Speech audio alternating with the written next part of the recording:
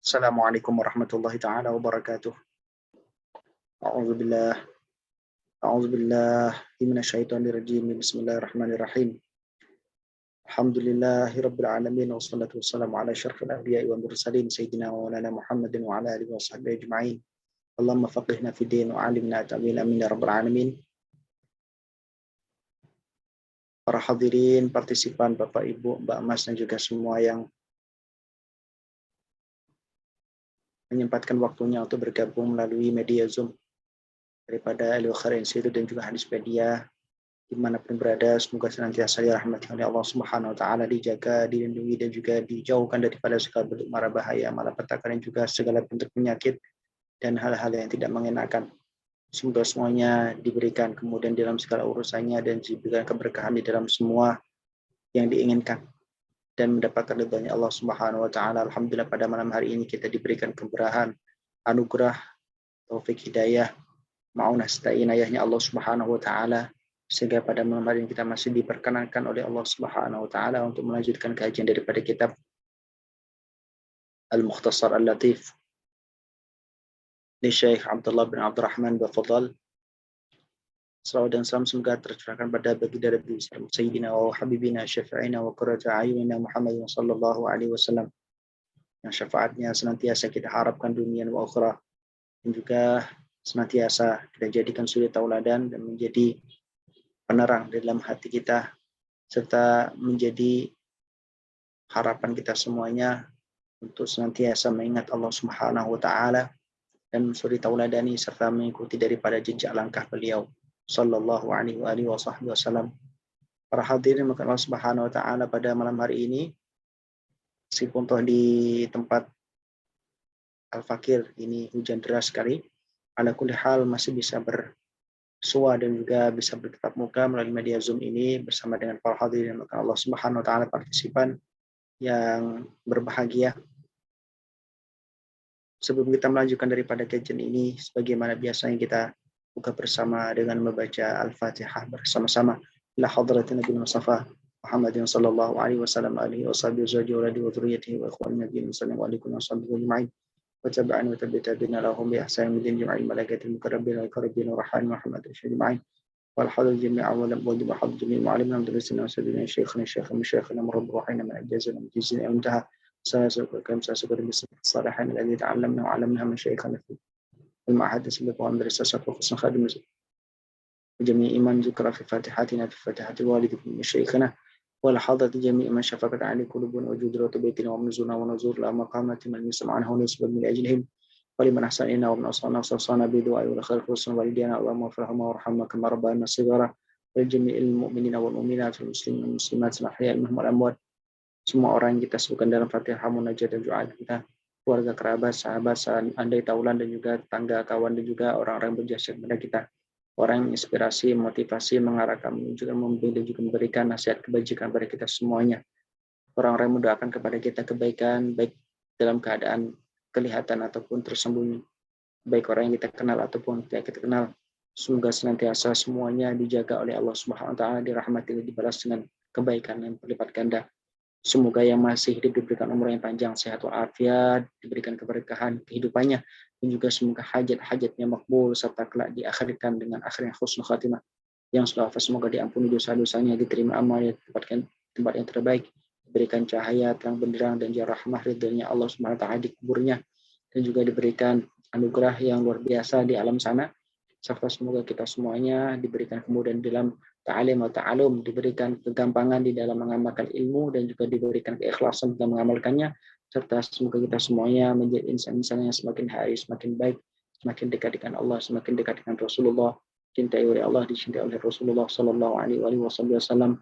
Semoga kita semuanya dijadikan insan yang semakin gampang di dalam menepati jalan ketuhanan, dan juga semoga amal-amal kita diterima serta diberikan ilmu yang manfaat di dunia wal akhirah. Kelak ketika sudah saatnya tiba ajal kita, diberikan akhir yang husnul khatimah wa sa'adah wa salamah wa syahadah. Dan semoga kita kelak dikumpulkan bersama dengan para aulia ulama salihin dan juga syuhada, serta dikumpulkan dengan orang tua kita, guru-guru kita, orang-orang yang dicintai oleh Allah Subhanahu wa Ta'ala, di tempat yang terbaik di sisi Allah Subhanahu wa taala, dibersamai oleh baginda Sayyidina Rasulullah sallallahu alaihi wasallam.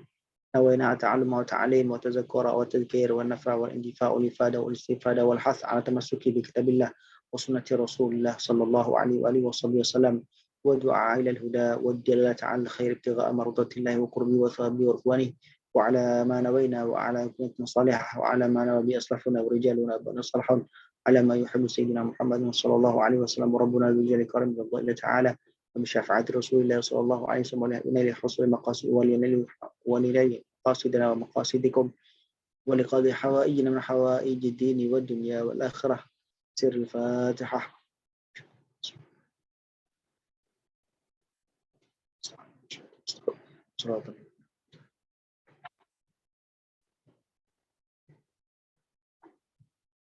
Bismillahirrahmanirrahim. Qala al-mu'allif rahimahullahu ta'ala wa nafa'ana bihi wa bi'ulumihi wa bi'asari fid dharain amin. Subhanaka la ilma lana illa ma 'allamtana innaka antal alimul hakim wa tub 'alaina innaka antat tawwabur rahim. Rabbi shrah li sadri wa yassir li amri wa hlul 'uqdatam min lisani yafqahu qawli. Radina billahi rabba radina billahi rabba wa bi islami dina wa bi sayyidina Muhammad sallallahu alaihi wasallam nabiyya wa rasulah. Ya Allah ya karim ya fatah ya alim ya ftah qulubana fathul arifina. Bismillahirrahmanirrahim.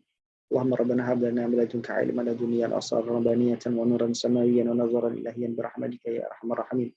اللهم إنا قد أخرجنا من حولنا وقوتنا إلى حولك وقوتك ومن علمنا إلى علمك ومن إرادتنا إلى إرادتك ونعوذ بك أن نقول زورا أو نغش فجورا ونكون بك مغرورا. اللهم انفعنا بما علمتنا وعلمنا ما ينفعنا وزدنا علما. الحمد لله على كل حال ونعوذ بالله من حال أهل النار. اللهم افتح لنا فتوح العارفين. اللهم افتح لنا حكمتك وانشر علينا رحمتك يا ذا الجلال والإكرام. اللهم فقهنا في الدين وعلمنا التأويل وارزقنا محبة سيد الأنبياء والمرسلين سيدنا ومولانا محمد وعلى آله وصحبه أجمعين. اللهم ارزقنا فهم النبيين وحفظ المرسلين والهم الملائكة المقربين. اللهم سلمنا سلما معنا بلغنا بلغ معنا أيبنا تائبون عابدون ربنا سجدون. اللهم سخ لنا الكتب كلها برحمتك يا أرحم الراحمين آمين يا رب العالمين. Hadirin yang Allah Subhanahu wa taala, kajian pada malam hari ini melanjutkan daripada kajian minggu yang lalu, masih berkaitan dengan bab taharah. Mohon izin untuk membuka dan share screen materi pada kesempatan malam hari ini. Bismillahirrahmanirrahim. Qala Sayyidina Imam Abdullah bin Abdurrahman Bafadal al-Hajj Bafadal radhiyallahu anhu qad sawsarahu wa nawara dhaliha wa nafa'ana bihi wa bi'ulumihi wa bi'asari fid dharain amin. Qala fasal fi nawaqidil wudu. Fasal menerangkan tentang hal-hal yang membatalkan terhadap wudu atau merusak atau menjadikan wudu tersebut durasi masa aktifnya selesai. Wa yanqudul wudu'a arba'atu asya'. Membatalkan terhadap wudu ada 4 hal. Yaitu yang pertama al-awwal al-khariju min ahadis sabilaini. Adanya sesuatu yang keluar daripada salah satu dari 2 jalan atau bahkan dua-duanya sekaligus keluar. Sesuatu dari sana itu jalan depan atau disebut dengan kubul, atau jalan belakang disebut dengan dubur. Maka dijelaskan oleh Syekh Abdullah al-kubul wa dubur ilal mani ya kecuali sperma. Kenapa mani menurut mazhab Syafi'i atau sperma ini dianggap sebagai hal yang tidak najis dan dia tidak membatalkan wudu, akan tetapi yujibu a'dhamal amri minal wudu.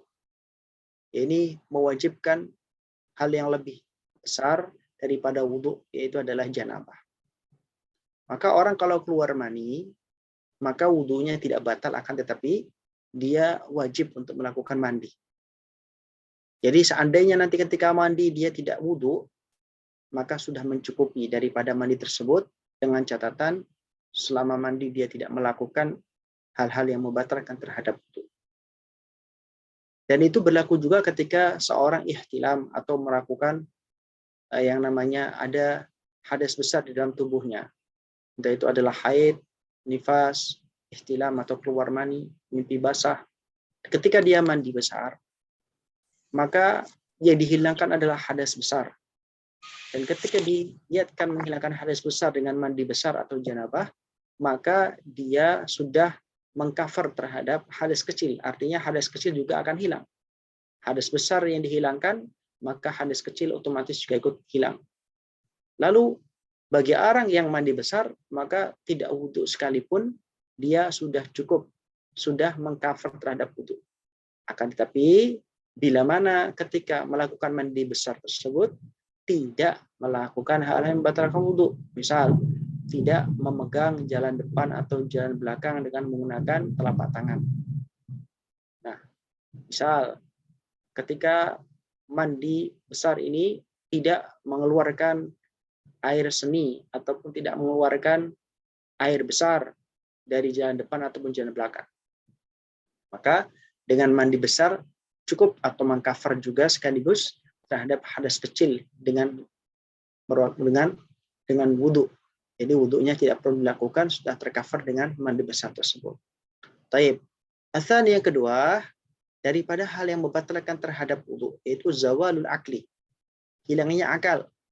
Hilang akal di sini artinya kesadaran daripada seseorang itu lepas. Artinya dia tidak bisa mengendalikan dirinya. Dia tidak memiliki ikhtiar untuk mengendalikan dirinya karena akal tersebut, akal daripada orang itu tidak dalam keadaan standby. Sebabnya apa? Binaumin, sebab tidur.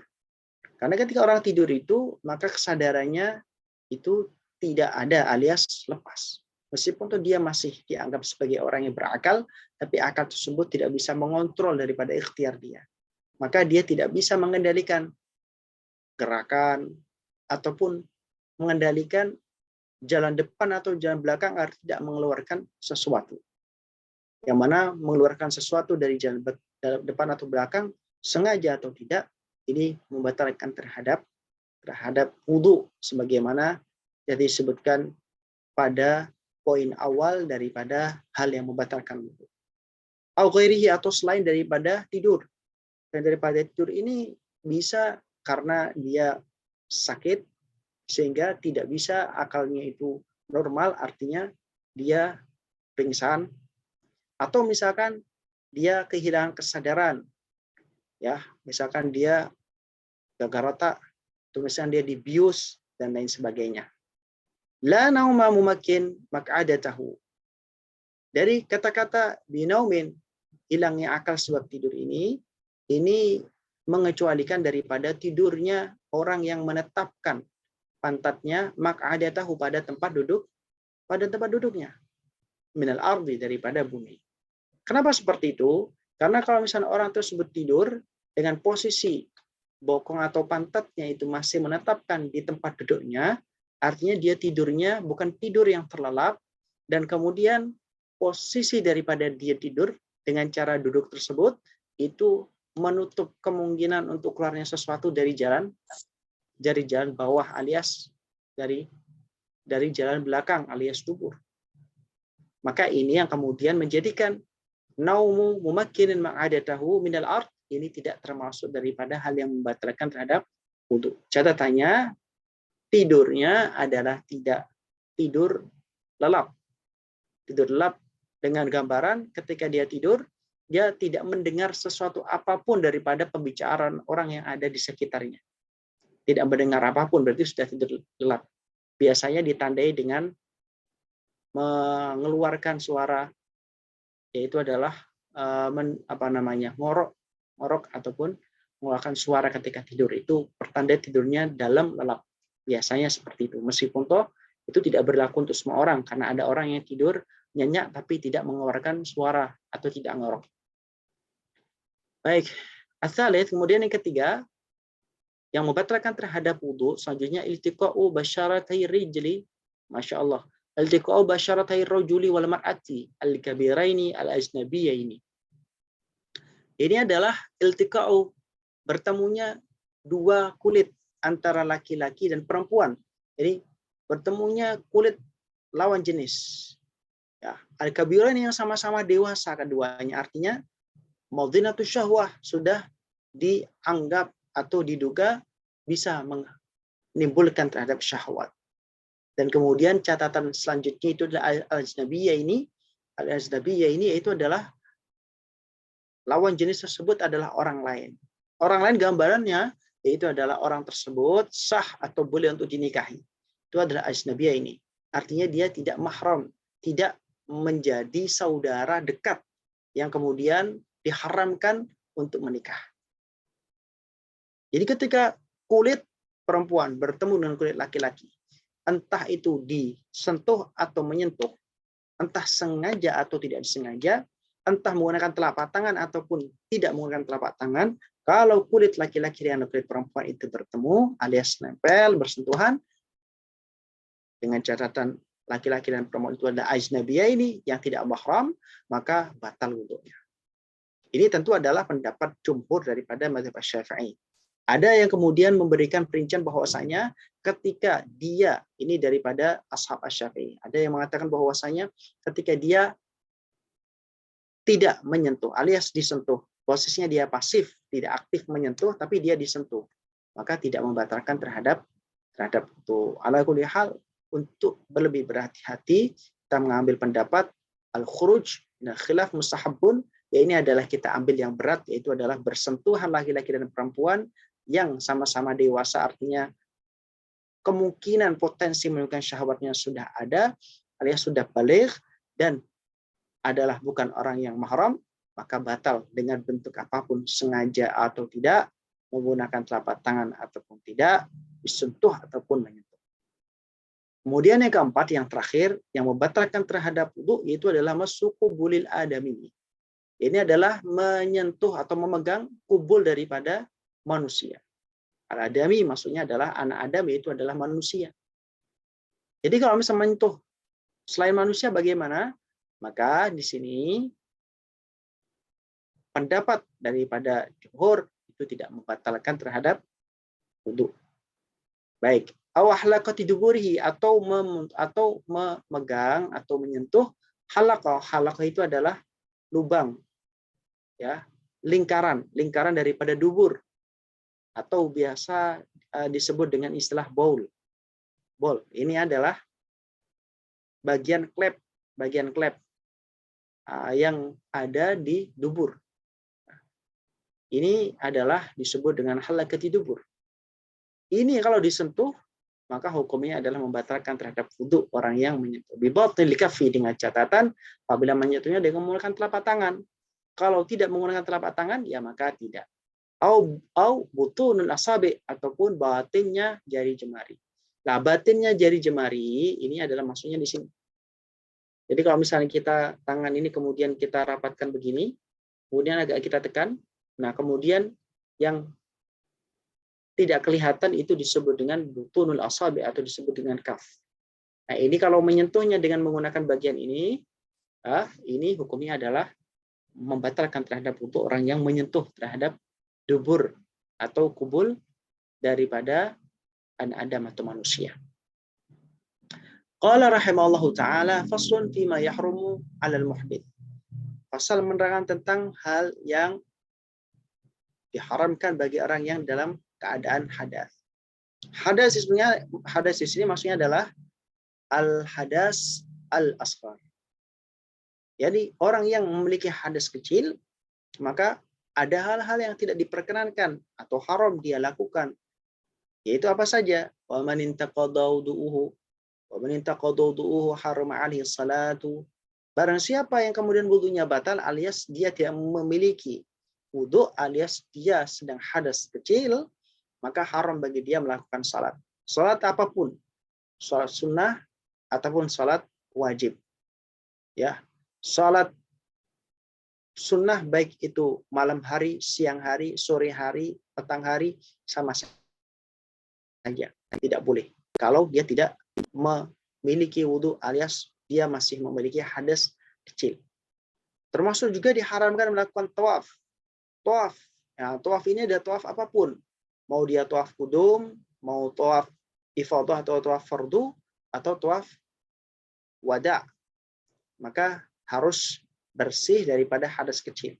Kalau dia hadas kecil alias tidak punya wudu, maka hukumnya tidak boleh melakukan tawaf. Alias kalaupun dilakukan tawafnya tidak sah sebab tawaf itu Syarat diantaranya yaitu adalah dia harus dalam keadaan bersuci, bersih daripada hadas kecil. Kemudian wa massul mushafi, termasuk juga bersih daripada hadas besar tentu. Wa massul mushafi, dan juga menyentuh mushaf, menyentuh mushaf. Jadi kalau misalkan mushaf itu kemudian dipegang, nah seperti ini misalkan ada mushaf, kemudian dipegang, nah ini namanya mas. Al-mas memegang dengan menggunakan telapak tangan. Ini adalah hukumnya tidak boleh kalau sudah batal wudunya. Wahamlu termasuk juga hamal. Hamal itu membawa. Membawa. Yang memegang masu di sini tidak hanya dengan menggunakan telapak tangan, menggunakan hal yang lain, misalnya menggunakan ya bagian luar daripada telapak tangan. Mushaf tidak boleh dipegang ketika orang dalam keadaan tidak memiliki wudu. Termasuk hamluhu membawa. Memegang atau menyentuh nggak boleh, membawa juga nggak boleh. Kemudian walauhi, dan juga walauhil maktubi lidirasah, dan juga lauh artinya adalah papan al-maktubi lidirasah, yang dituliskan di dalamnya itu ayat-ayat Al-Qur'an lidirasah, untuk kemudian belajar. Biasanya kalau belajar ya di kampung-kampung atau di desa-desa yang masih tradisional itu menggunakan papan yang ditulisi dengan ayat Al-Qur'an misalkan. Nah, di situ papannya juga tidak boleh disentuh atau tidak boleh diangkat oleh orang yang tidak memiliki wudu. Meskipun itu ditulis untuk dalam konteks untuk dirasah, untuk belajar. Al-Qur'annya, ayat Al-Qur'annya ditulis dalam konteks untuk melakukan proses pembelajaran. Wa yajuzu hamluhu fi amti'atin. Boleh membawa mushaf tersebut pada perabot-perabot atau properti-properti. Wadarahim, dan juga dirham. Dirham artinya adalah mata uang atau perhiasan-perhiasan. Ya, wa yahillu hamluhu lisabi. Boleh untuk membawa mushaf bagi anak yang masih sabi, yang masih kecil. Al-mumayyiz, yang sudah tamyiz, sudah bisa membedakan baik dan buruk. Ya, ini adalah mumayyiz. Pemasuhu lidirasah, catatannya apabila orang yang membawa sabi, yang membawa Al-Quran tadi, yang mumayyiz itu untuk belajar di dirasah. Begitu pula masuhu, ya ini memegang, menyentuh Al-Quran bagi sabi yang mumayyiz tadi. Ya, sabi adalah orang yang masih belum balik. Al-mumayyiz, dia sudah bisa membedakan baik dan buruk. Artinya, dia ketika memegang mushaf itu tidak kemudian semena-mena ataupun ngawur. Al-Quran itu ditaruh di sembarang tempat yang kemudian mengurangi daripada marwah ataupun mengurangi daripada adab etika daripada memegang Al-Quran itu.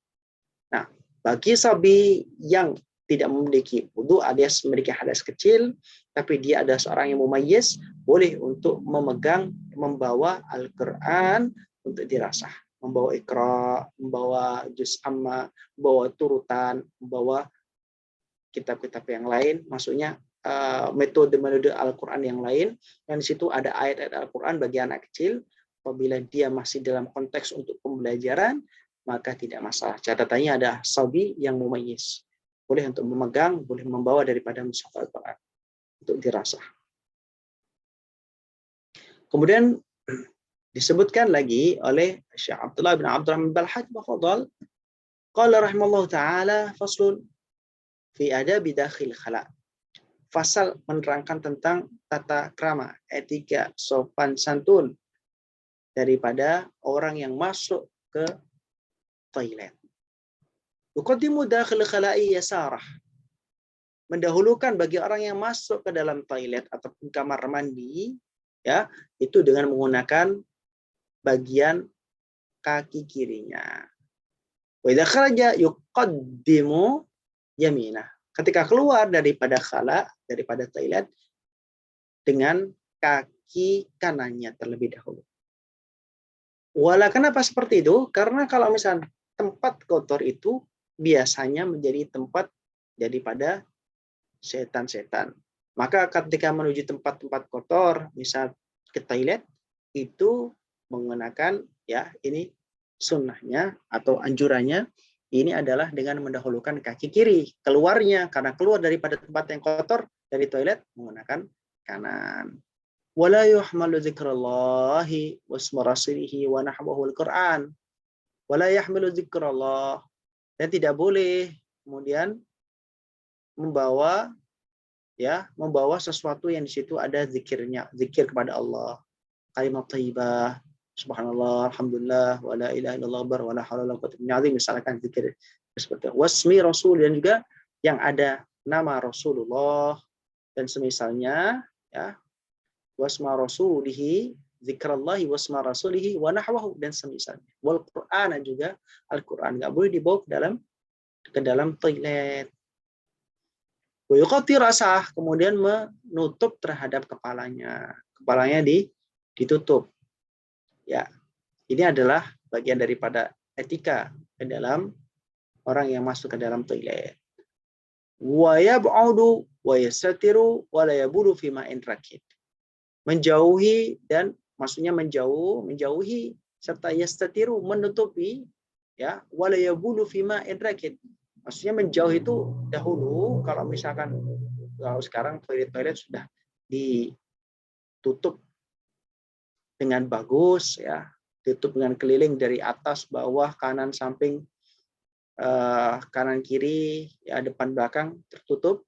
Nah, kalau dulu ini menjauh artinya menjauh daripada keramaian, ya, menjauh daripada orang-orang yang kemudian tujuannya adalah menghilangkan ataupun mengantisipasi, mengganggu atau iza kepada manusia yang lain. Wa yasatir, kemudian ditutup, ya, ditutup ketika melakukan yang namanya proses daripada buang air besar atau air kecil ataupun mandi. Nah, tuh. Kalau sekarang kamar mandi, ya, rata-rata sudah tertutup dan sudah sangat rapi. Artinya, ya, sudah memenuhi kualifikasi yastatiru, tertutup.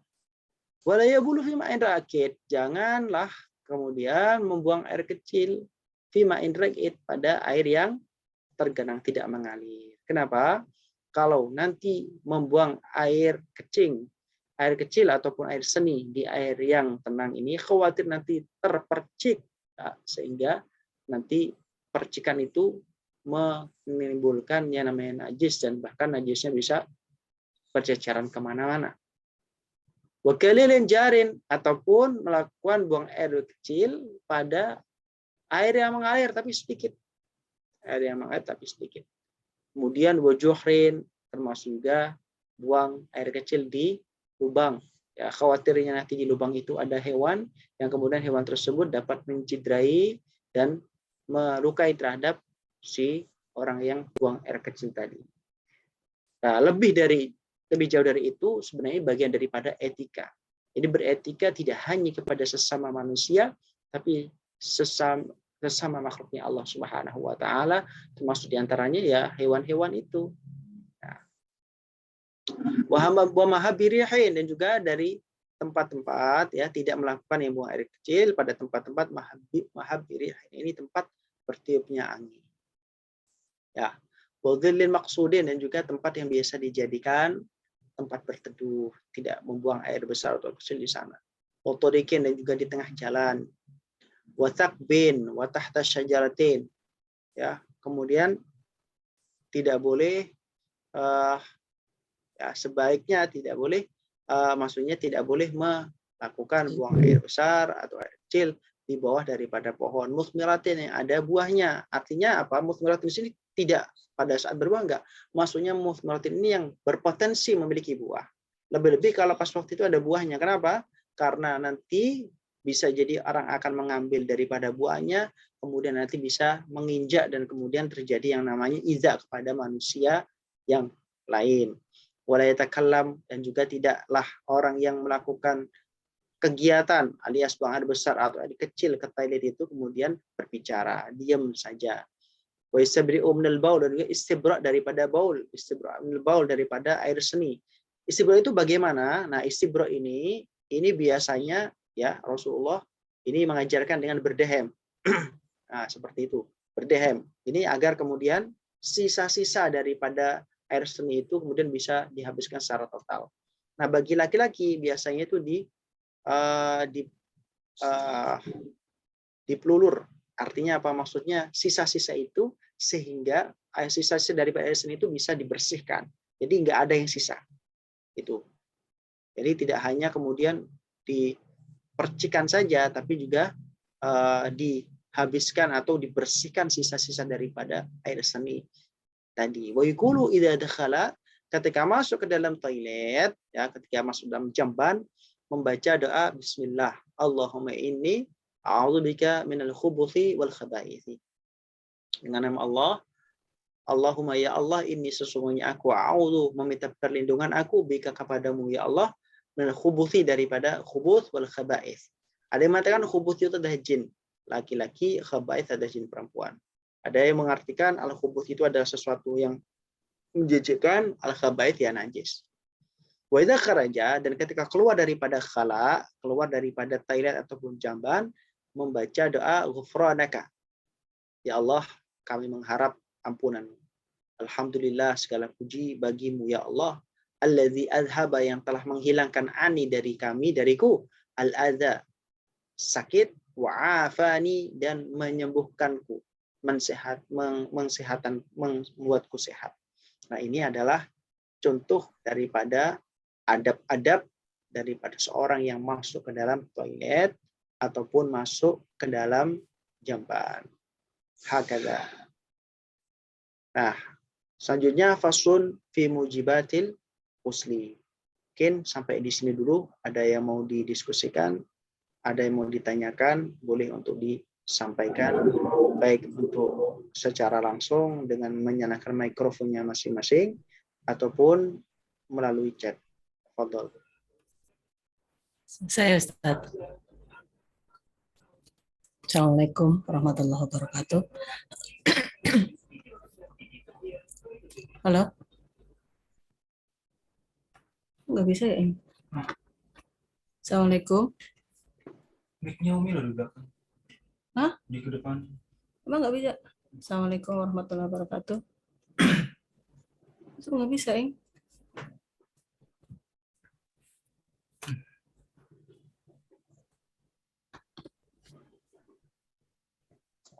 Udah dijawab belum salam? Assalamualaikum warahmatullahi wabarakatuh. Lah.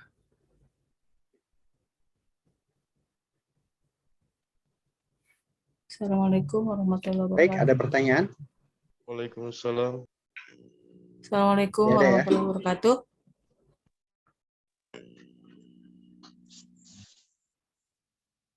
Kok saya nggak dijawab ya?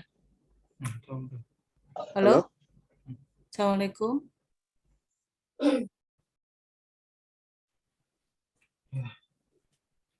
Kok nggak bunyi? Apakah suara saya bisa terdengar dengan jelas? Terdengar, Ustaz? Halo? Oh, nggak ada suara. Ing, ini gimana, Ing? Assalamualaikum. Ya, saya nggak dengar suara ini. Nggak dengar suara partisipan yang ngomong. Halo Ustaz, apa kedengaran Ustaz? Baik, Nggak ada apa bisa. ini? Udah langsung ngomong aja Umi. Umi langsung ngomong aja. Ini nggak bisa. Assalamualaikum.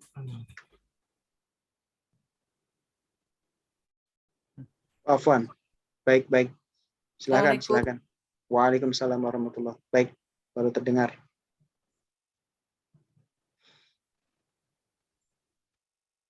Baik, silakan. Ada yang tanya tadi? Bisa diulang lagi?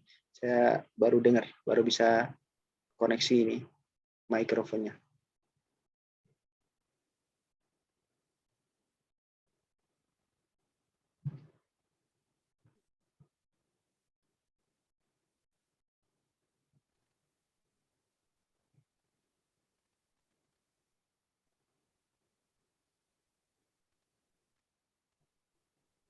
Baik, bisa diulang lagi pertanyaannya, Mas Muhammad Radu Maulana.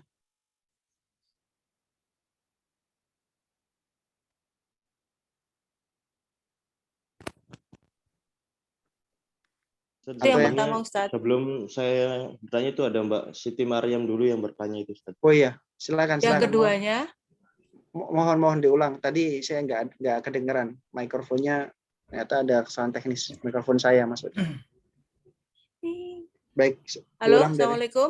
Waalaikumsalam. Silahkan diulang dari awal. Oh iya. Dari pertanyaan awal. Mohon maaf. Tadi kan Ustadz menjelaskan di awal bahwa di antara yang membatalkan wudhu adalah ini, dan ini gitu. Nah, yang saya tangkap tadi bahwa air mani itu tidak membatalkan wudhu. Hukumnya suci. Tapi justru ketika keluar air mani, wudhunya tidak batal, tapi malah mewajibkan mandi. Saya agak bingung itu, Ustaz. Saya menangkapnya tuh agak bingung gitu. Nah, itu yang pertama. Terus kemudian yang kedua, ketika kita di kamar mandi, ya baik itu hajat besar atau hajat kecil atau mandi atau dan sebagainya, kita kan dilarang melafadzkan ayat-ayat Quran gitu ya, Pak, lafadz Allah atau segala macam. Nah, ketika kita mau mandi, baik itu mandi kecil atau mandi besar, kan pasti kan membaca basmalah paling tidak ya. Wudhu juga kan, nawaitul wudu'a, dan kan diawali dengan bismillah. Nah, rata-rata kamar mandi sekarang itu kan disetting bersatu dengan kloset WC gitu. Nah, mandi besar itu kan ada sunnahnya juga ketika kita menghadap kiblat gitu kan. Nah, pas posisi WC-nya itu kiblat, arahnya ke kiblat, ini gimana Ustadz? Mohon penjelasannya. Itu yang kedua. Terus yang ketiga, satu lagi, persoalan tadi tidak boleh menyentuh mushaf ketika kita punya hadas, punya najis gitu ya, tidak dalam keadaan bersuci.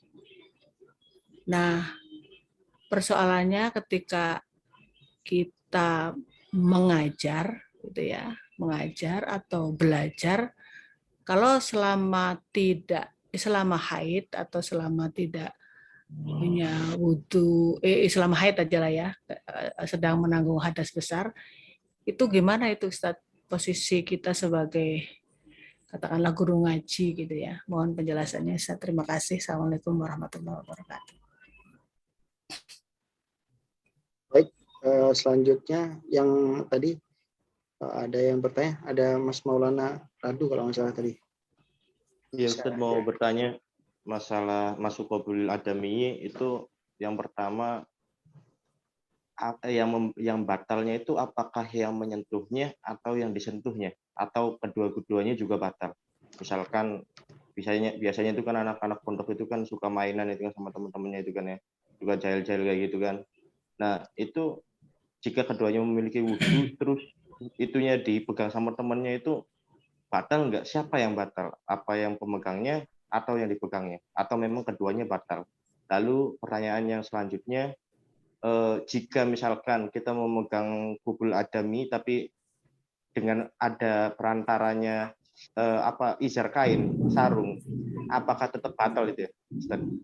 Lalu yang kedua mengenai fima yahrumu 'alal muhdits, itu kan kita dilarang untuk membawa mushaf ya. Jika misalkan mushafnya itu di dalam tas dan di mana tas itu berisi dengan sesuatu yang lain, barang-barang yang lain. Jika kita tidak memiliki wudu, apakah tetap haram? Apa tidak boleh memegangnya atau membawanya? Lalu juga tentang lauhul maktub, papan yang ada tulisan Qur'annya, itu misalkan hanya potongan ayat yang ditulis sekedar Bismillahirrahmanirrahim, apakah juga itu tidak boleh memegangnya ketika kita dalam keadaan berhadas? Mungkin itu saja Ustaz, terima kasih. Baik, ada lagi?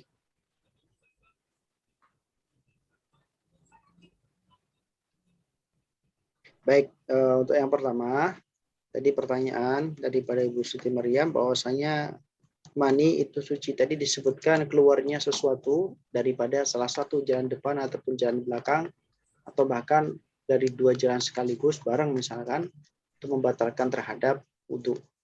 Yang keluar apapun itu bentuknya, apapun itu warnanya, apapun itu baunya, apabila keluar daripada jalan depan atau jalan belakang, maka ini dapat dipastikan bahwasanya membatalkan terhadap wudhu daripada yang bersangkutan. Terus kemudian disebutkan bahwasanya kecuali daripada yang keluar dari jalan depan atau jalan belakang. Itu mengecualikan tadi adalah sperma ataupun mani yang keluar. Itu tidak membatalkan terhadap wudhu. Kenapa? Dalam kaidah fikih disebutkan bahwasanya ma aujaba a'zamal amrayni bi khususihi la yujibu adwanuhuma bi umumihi. Jadi kalau misalkan ada sesuatu, ya, ada sesuatu di situ kemudian memiliki dua hal yang harus dilakukan, ada yang berat, ada yang ringan, maka dengan melakukan yang berat itu, maka tidak perlu melakukan yang ringan. Nah, sekarang menghilangkan hadas besar itu lebih berat daripada menghilangkan hadas kecil. Ketika keluar daripada jalan depan atau kubul, sperma, ataupun mani tadi, maka ini mewajibkan terhadap sesuatu yang lebih berat daripada hanya sekedar wudhu. Kalau wudhu hanya membasuh sebagian daripada anggota badan yang tertentu sesuai dengan rukun wudhu yang sudah kita bahas kemarin, ada 6 rukun, ya, itu pun 6 rukun itu yang nomor 1 sama yang nomor terakhir itu tidak membahas anggota, tapi yang nomor 1 adalah niat, yang terakhir kan tertib. Jadi sebagian kecil daripada bagian badan itu yang kemudian dibasuh ataupun hanya diusap ketika wudhu. Sementara kalau keluar sperma atau mani itu mewajibkan sesuatu yang lebih berat, lebih besar daripada wudhu, yaitu adalah mandi. Mandi semuanya dibasuh, tidak hanya bagian anggota-anggota wudhu, tapi semuanya dibasuh. Zahir badan, zahir jasad itu dibasuh. Nah, maka ketika sudah melakukan atau mewajibkan sesuatu yang lebih berat, lebih besar, maka yang kecil pun itu tidak perlu dilakukan. Itulah yang kemudian disebut dengan kaidah ma aujaba a'zamal amrayni bi khususihi, yakni al-ghusl la yujibu adwanuhuma bi umumihi. Maka itulah yang kemudian menjadikan kenapa tidak wajib wudhu. Sebab ada hal yang lebih berat, lebih besar harus dilakukan oleh orang yang keluar mani tadi. Terus kemudian mani kenapa suci? Nah, ini sebenarnya kalau mani itu suci, ada yang mengatakan tidak. Kalau mazhab Syafi'i mengatakan itu adalah suci. Mazhab yang lain kalau nggak salah mazhab Abu Hanifah, kalau nggak salah Imam Abu Hanifah itu mengatakan ya mani itu adalah najis.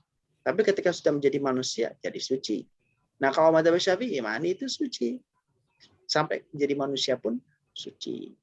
Nah, inilah kemudian yang kemudian dijadikan sandaran daripada kitab Mukhtasar Latif. Karena mu'alif daripada kitab ini adalah Syekh Abdullah bin Abdurrahman Balhaj Bafadal. Beliau adalah mazhab Syafi'i. Dan beliau menjelaskan pendapat daripada mazhab Syafi'i, yaitu adalah mani adalah suci. Maka mani suci, tidak mani itu suci, dan kemudian yang kedua tidak membatalkan terhadap wudu apabila keluar. Satu lagi catatan, yaitu adalah keluar mani ini yang tidak membatalkan wudu adalah keluar mani yang pertama kali. Tidak kemudian untuk yang kedua ataupun ke selanjutnya. Maksudnya bagaimana? Misalkan keluar mani kemudian dimasukkan lagi. Entah itu bagaimana caranya, terus kemudian keluar lagi. Itu sudah batal wudunya. Alias tidak dimasukkan sebagai pengecualian daripada ketidakbatalan wudu. Nah, itu. Baik, kemudian selanjutnya pertanyaan kedua, WC dan toilet. Toilet itu adalah biasanya toilet itu ya buang air besar. Tapi sekarang banyak kemudian tempat mandi dengan toilet digabung. Buang air besar, tempat mandi, tempat wudhu, di tempat itu juga ada keran yang biasa dengan wudhu, jadi satu. Misalkan di hotel-hotel ataupun di tempat-tempat yang biasanya kamar mandinya luas, agak luas dan lebar. Nah, itu kemudian di situ mau melakukan wudhu atau melakukan mandi dan melakukan kesunahan daripada mandi. Di antaranya adalah berdoa. Ya, tentu ini termasuk juga menghadap kiblat tadi yang ditanyakan. Nah, kalau misalkan berdoa ketika sudah berada di dalam kamar mandi atau dalam toilet atau apapun istilahnya jamban dan lain sebagainya, kalau sudah di dalam maka tidak perlu dilafadzkan. Baca saja di dalam hati. Ini bagian daripada menghormati daripada kata ataupun kalimat-kalimat yang di dalamnya ada asma al-azam atau nama Allah Subhanahu wa taala atau nama Rasulullah sallallahu alaihi wasallam, sehingga tidak kesannya itu adalah meremehkan ataupun menghinakan terhadap lafaz-lafaz mulia tersebut. Nah, itu kalau masalah doanya sudah terlanjur masuk di dalam kamar mandi, maka di dalam hati saja. Kemudian dengan melakukan sunnah daripada wudhu atau sunnah daripada mandi. Sunnah mandi menghadap kiblat. Sementara dia ketika menghadap kiblat akhirnya menghadap pada toilet. Bagaimana? Kita menghadap kiblat itu maksudnya adalah menghadap arah kiblat. Nah, adapun kalau toilet itu kata Rasulullah SAW, maksudnya tempat buang air besar itu kalau bisa, ya kalau bisa ini nggak wajib, tapi kalau bisa itu adalah tidak membelakangi kiblat ataupun menghadap kiblat. Itu toilet. Jadi idealnya toilet itu tidak membelakangi ataupun menghadap pada kiblat. Ya. Itu di dalam hadis Nabi dijelaskan seperti itu. Nah, kalau misalkan ketika mandi ternyata ya namanya juga orang yang membangun toilet tidak semuanya ngerti tentang hadis, tidak semuanya kemudian ada konsultannya yang kemudian menasihati terkait dengan masalah posisi daripada toilet atau tempat buangan besar ini. Kita masuk ke dalam kamar mandi di hotel, kemudian di situ ternyata arah kiblatnya ada yang namanya toilet. Bagaimana? Tidak masalah, ini kita niatnya menghadap kepada kiblat.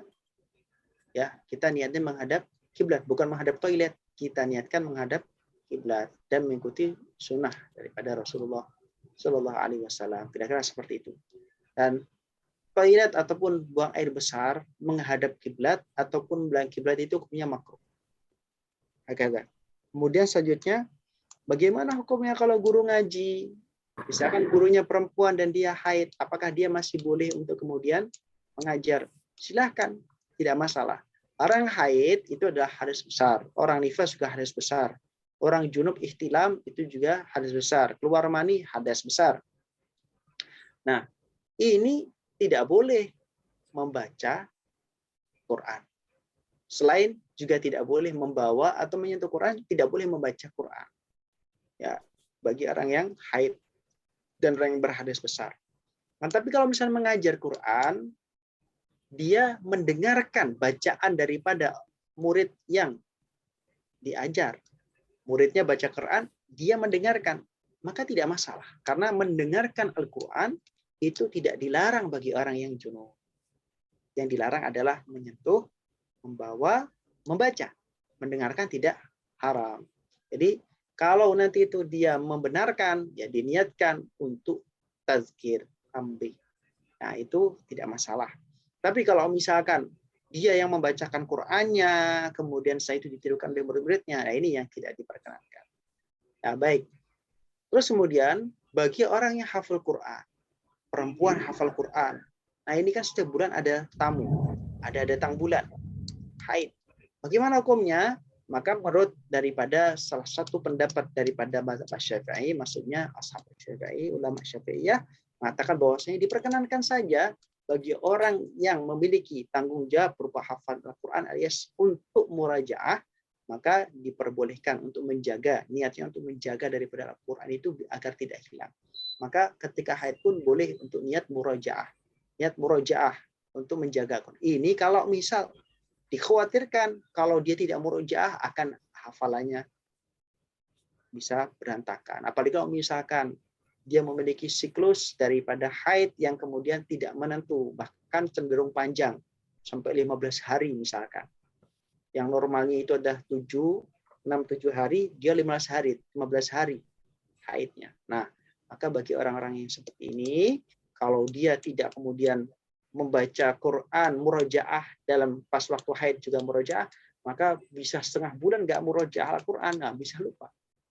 Nah, maka kemudian ada yang mengatakan boleh dalam rangka untuk murojaah Al-Qur'an Karim. Terus kemudian pertanyaan selanjutnya tadi daripada Mas Maulana Radu, bahwasanya bagaimana kalau misalkan orang tadi menyentuh ya, orang yang lawan jenis, laki-laki dan perempuan yang sama-sama dewasa yang bukan mahram. Ini bagaimana yang membatalkan? Kalau daripada mazhab Syafi'i tadi sudah sedikit saya singgung, bahwasanya hukumnya adalah batal, mau itu adalah lamis ataupun malmus. Ini adalah pendapat jumhur. Tapi ada yang mengatakan masih di dalam mazhab Syafi'i, tidak keluar dari mazhab Syafi'i. Ada yang mengatakan yang batal itu adalah lamis, yang memegang, menyentuh, yang aktif. Sedangkan yang disentuh itu adalah tidak batal. Alias malmusnya tidak batal. Nah, ala kulli hal, kalau kita ingin keluar daripada khilaf dan mengambil sesuatu yang berat, ya pendapat yang berat, maka ini akan lebih baik atau mustahab. Al-khuruj minal khilafi mustahabun, keluar daripada perdebatan khilaf daripada ulama diperkenankan. Ya, artinya mengambil pendapat yang berat. Ya udah, berarti kita ambil misal daripada dua hukum, daripada pendapat daripada sama-sama mazhab Syafi'i tadi, itu adalah mengambil hukum bahwasanya mau disentuh ataupun tidak disentuh ataupun menyentuh sama-sama batal. Mau laki-laki atau perempuan, mau aktif ataupun pasif menyentuh atau disentuh, ini adalah batal. Tentu hal ini sesuai dengan keadaan.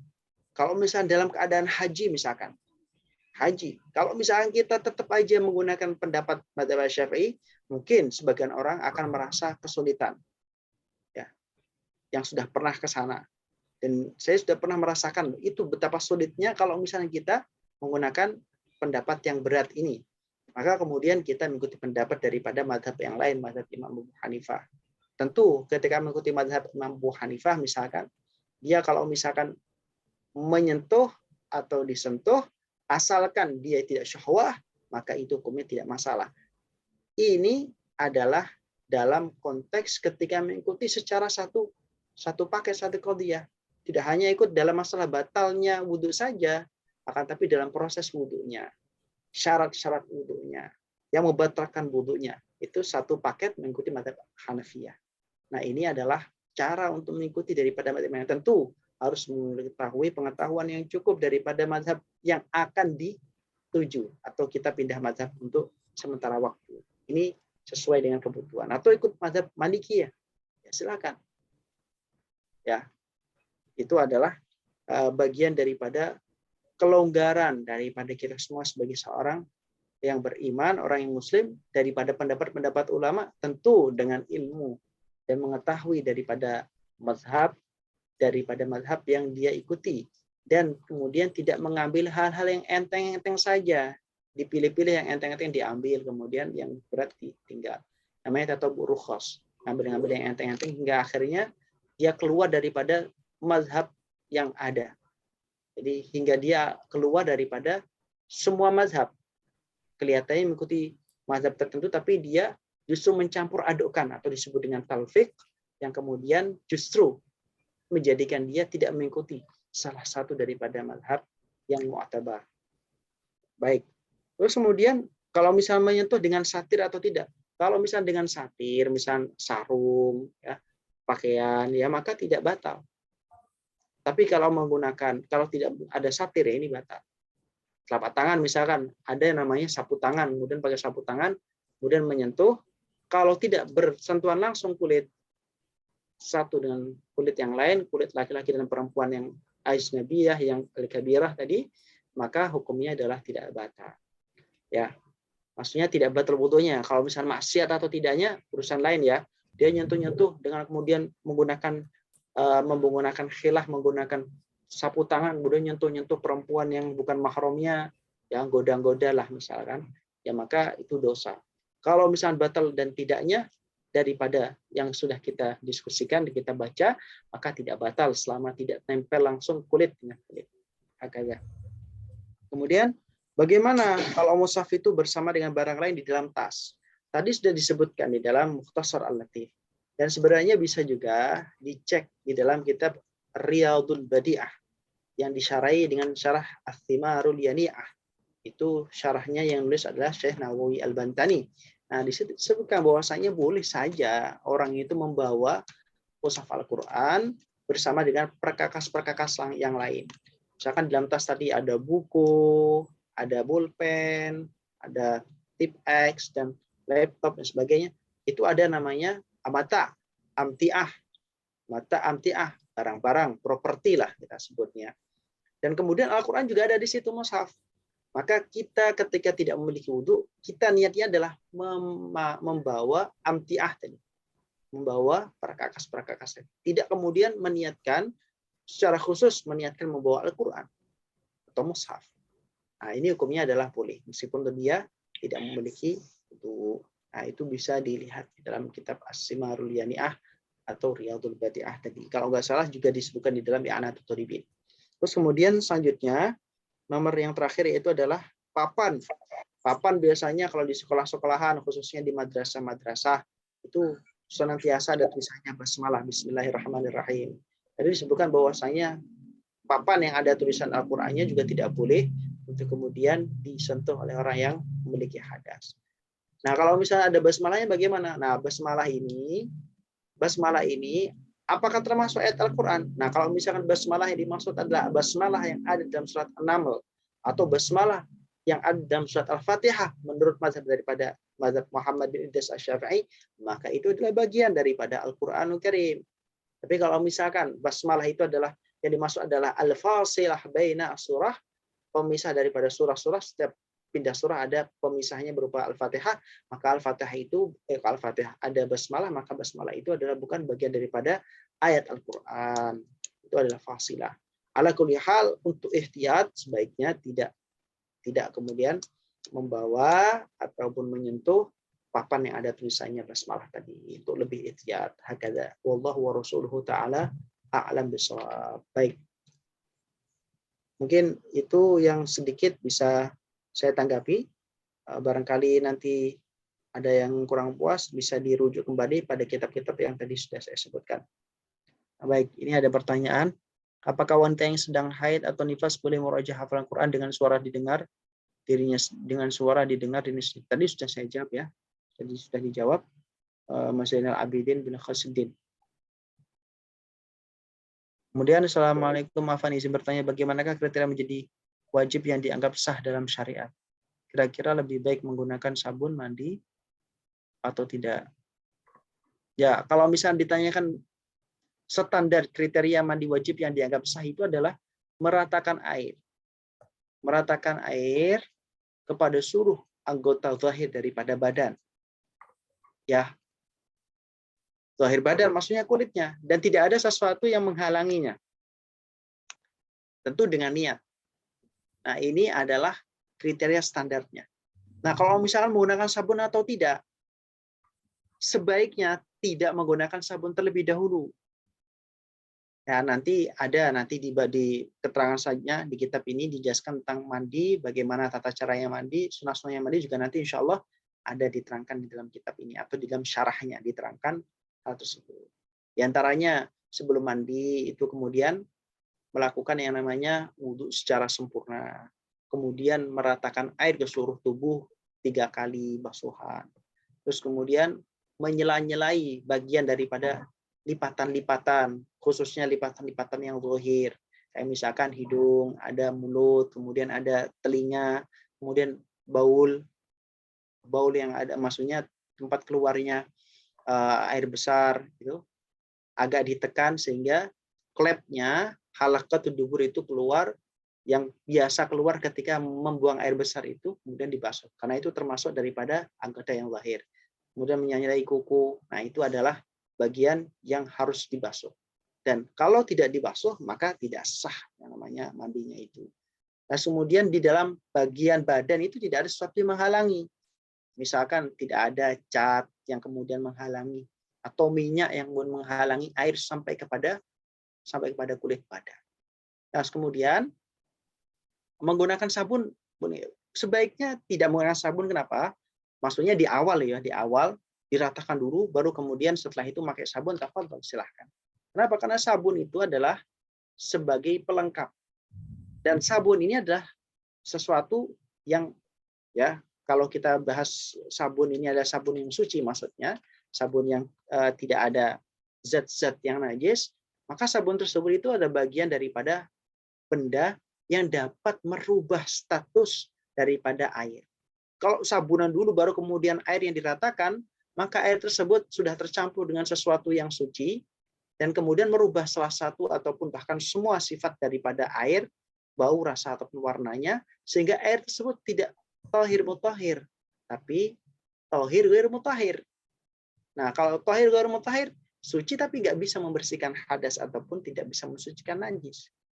Maka sebaiknya mandi diratakan air terlebih dahulu ke seluruh badan yang zahir, kemudian setelah itu pakai sampo, pakai sabun dan lain sebagainya, silahkan. Ini sebaiknya. Kalaupun dia memakai sabun terlebih dahulu, juga nggak apa-apa. Sabun pakai terlebih dahulu, tapi kemudian dibasuh dengan bersih, baru kemudian diulangi lagi, sehingga air yang tahir mutahhir itu merata di badannya, membersihkan badannya. Tapi lebih enak yang cara pertama, metode pertama tadi. Jadi air dulu kemudian diratakan sampai air tahir semuanya terkena. Saya itu menggunakan sabun ataupun sampo ataupun pewangi-pewangi yang lain, apa-apa. Itu akan lebih baik dan lebih berhati-hati dan insya Allah akan lebih aman. Wallahu wa rasuluhu ta'ala alam bisawab. Baik.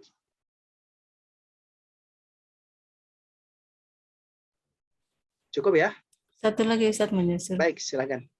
Apa namanya, nyebokin anak kecil ya, bayi. Itu juga termasuk membatalkan ya Ustaz ya? Ya. Sekalipun bayinya belum tamjiz gitu ya? Ya. Oh iya, oke. Terima kasih. Ya.